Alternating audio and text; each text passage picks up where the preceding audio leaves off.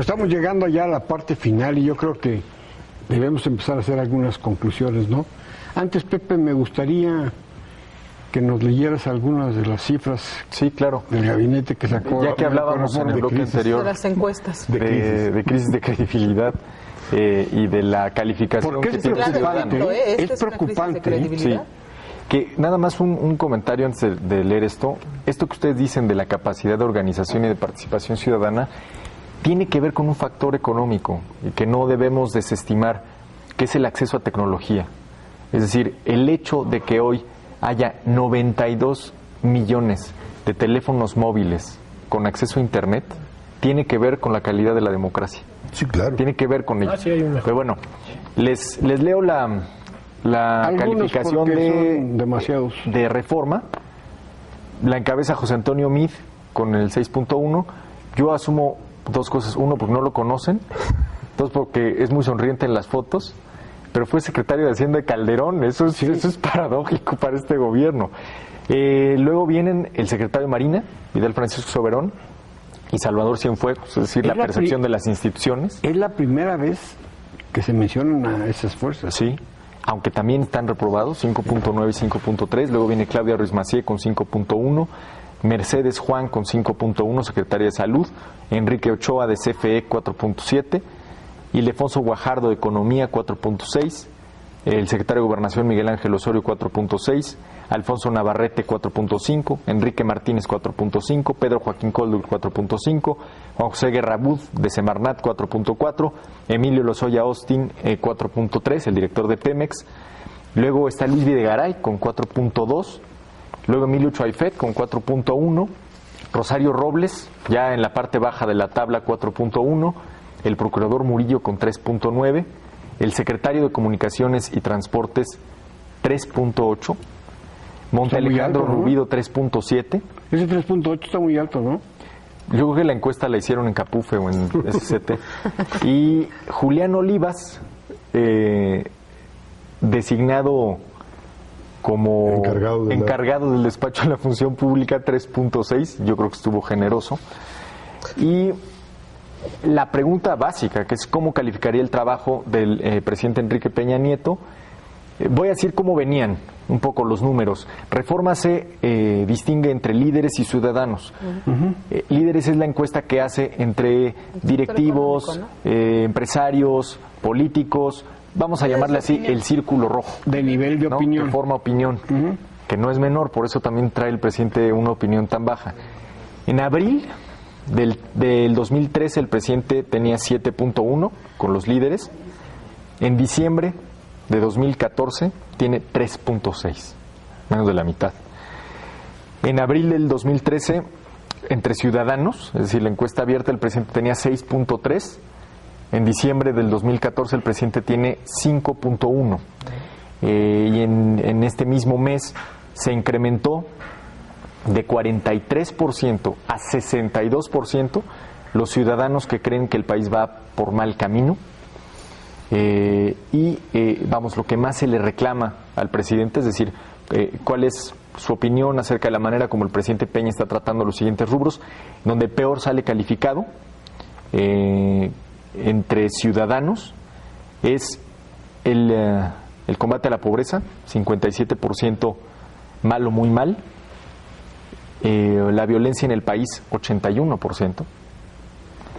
Y otro número que destaca es la generación de empleo, que es un poco lo que hemos platicado aquí, ¿no? Es decir, hay una base de descontento económico que se une a la crisis política. Es decir, cuando 8 de cada 10 encuestados te dicen que la política en tema de violencia es cerrada, pues creo que hay un mensaje muy claro. Ahora, yo nada más cerraría con una pregunta un poco provocadora a propósito del decálogo y del tema de la presentación de las iniciativas. ¿A quién le avientas la pregunta? A todos. Hay iniciativas que revivieron, hay iniciativas que ya se habían presentado y que en su momento, 2008-2009, se echaron para atrás o porque no se aprobaron en el Congreso con una mayoría. O porque los que ahora lo proponen se pusieron en contra. Que por cierto era una mayoría mexiquense, también hay que decirlo. ¿Tenía razón Calderón en su diagnóstico? Sí, me parece una pregunta políticamente pertinente, porque está en el ánimo de la prensa y porque creo que también va a definir un poco el juicio atemperado que tendrá el expresidente. ¿Tenía razón Calderón en el tema de seguridad pública al haber hecho lo que hizo? Yo lo vería diferente, Pepe. La pregunta tiene la respuesta. En primer lugar, en aquella época, todos coincidimos en que lo que estaba haciendo Calderón es a quitar el avispero. Y esas avispas todavía siguen hasta la fecha. Él creó un ambiente de inestabilidad, que ahora está peor que en la época de él, sí, por supuesto. Pero el que inició esto fue el declararle la guerra al narcotráfico con una bayoneta. Y aquellos tenían misiles atómicos. Entonces, yo creo que Calderón, si va a pasar a la historia, pues que la historia lo juzgue y le diga qué va a pasar. Ahora, hay un tema también, por ejemplo, el tema de seguridad pública. Si ponemos a revisar estadísticas o los índices que se tienen justamente en la problemática, han disminuido en el país. ¿Qué? El tema de los índices de inseguridad en México. O sea, sí se han atajado alguna serie de situaciones. Lógicamente lo que está poniendo en crisis es el problema en el cual los estados tienen competencia.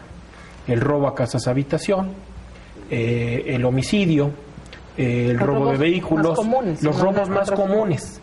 Pero los delitos justamente originados o derivados del crimen organizado sí se han atemperado. O sea, en el país, Robert, ¿cuál es la percepción? Perdón que yo sea insistente y provocador, pero es lo mismo que decía Calderón. Yo creo que que es evidente. ¿Sabes dónde era lo mismo con Calderón? Con la corrupción, porque también tenían departamentos de alto costo. Pregúntale al secretario particular. No se nada, ¿no? No se hace nada. Bueno, pero este fue de ganga, ese lo compró en una venta de garage. En el Buen Fin. O sea, tampoco queramos liberar a Calderón de No, yo no, lo que digo no, es que... A mí me queda claro que desde Calderón hasta ahora la estrategia ha sido equivocada. ¿Por qué? Porque queremos vender soluciones milagrosas y a corto plazo, mediáticas. Ajá. O sea, nos gana el afán mediático que el afán real. En materia de seguridad no se ha hecho nada a fondo de veras que no sea aparente nada más. Y quería yo acotar también respecto de esta cuestión de la calificación de los secretarios. Vaya, hay secretarios a los cuales sí se les puede recriminar directamente por lo que hacen o no hacen, pero hay otros que solamente hacen lo que les toca hacer. Julián Olivas le tocan, o sea, el tema que menos le importa al gobierno federal ahora es el combate a la corrupción. Eso ya lo demostró desde siempre. O sea, no es un tema para ellos. Tan es así que tienen esa oficina a la mitad del agua.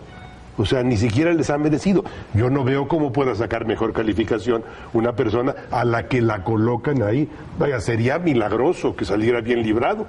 O sea, cuando desde el centro... Hablaría mal de la encuesta, ¿no? Hablaría mal de la encuesta. Desde el centro del diseño de la política del gobierno federal, la corrupción no les interesa. A ver, yo lo que digo... Felicidades porque sí lograste a quitarlos. No, a ver, lo que yo digo es que hubo un juicio y ha habido un juicio muy severo. O sea, hay gente que a Calderón le sigue llamando asesino y los muertos de Calderón. Yo no coincido. Tampoco. Pero vamos a tratar de sintetizar su estrategia y lo que tenemos hoy. Presencia de fuerzas federales en los puntos rojos. Ahí está. El Ya mando está. unificado. Palomita ya. El mando unificado. El Ya. Consejo Nacional de Seguridad Pública. Ya. Vamos. Lo novedoso, Me faltan los puntos donde esa estrategia tan severamente criticada y dogmáticamente criticada se distingue de lo que hoy tenemos. No, el problema es que, a ver, el tema de Felipe Calderón es una estrategia que combatió el tema del crimen organizado, punto. No fue más allá.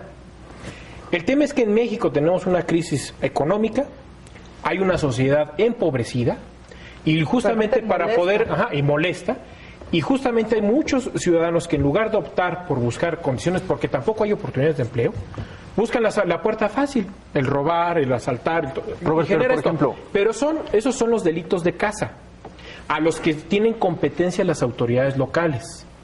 Y hoy sí vemos la estrategia justamente del presidente Enrique Peña Nieto ha ido en el canal de seguir combatiendo el tema del crimen organizado bajo la misma estrategia.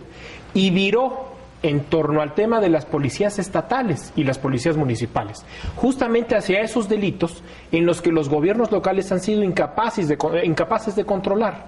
Entonces, bueno, yo creo que por un lado, el tema de los índices de inseguridad que existe generados o derivados del crimen organizado, sí ha habido una baja considerable en los índices porque se han atacado. Pero ojalá el programa no llegue a Tamaulipas porque se van a preocupar mucho los narcos. El problema es el problema es lo que se percibe, es que hay cuestiones de percepción.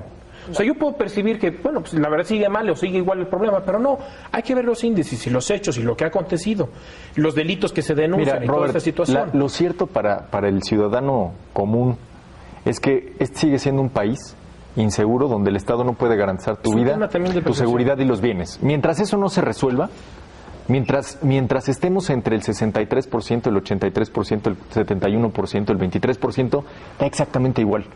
El tema sí es de percepción, yo estoy de acuerdo. ¿Por qué? Porque el tema es la realidad allá afuera. Porque la gente lo ve. Vete a un taxi pero fíjate, el diagnóstico que hoy también se hace es la debilidad municipal, ¿no? Claro. Ahí todo el mundo coincide, que es el eslabón más débil de la cadena del Estado, se llama municipio. Y cuando vino el michoacanazo, pues todo se le lanzó encima al gobierno federal. El gobierno de la República. Y este es un michoacanazo, nomás que... Por ejemplo, reeditado. la tasa de homicidios derivados del crimen organizado era similar a la de Afganistán. Y hoy ya vamos por Ruanda. No, ya cambiamos la tasa, cambiamos el criterio. Carmen, y ahora resulta que los muertos no estaban muertos. Muchas gracias, José Luis Antón, licenciado Sepúlveda, ingeniero Caín. Roberto Rico, muchas gracias a su equipo de producción, pero principalmente a usted que nos hizo favor de sintonizarnos un sábado más. Le agradecemos y lo esperamos en nuestra repetición por el canal 27 de TV Cable y 3 de Canal Abierto el próximo jueves a las 10:30 de la noche. Que tenga excelente fin de semana.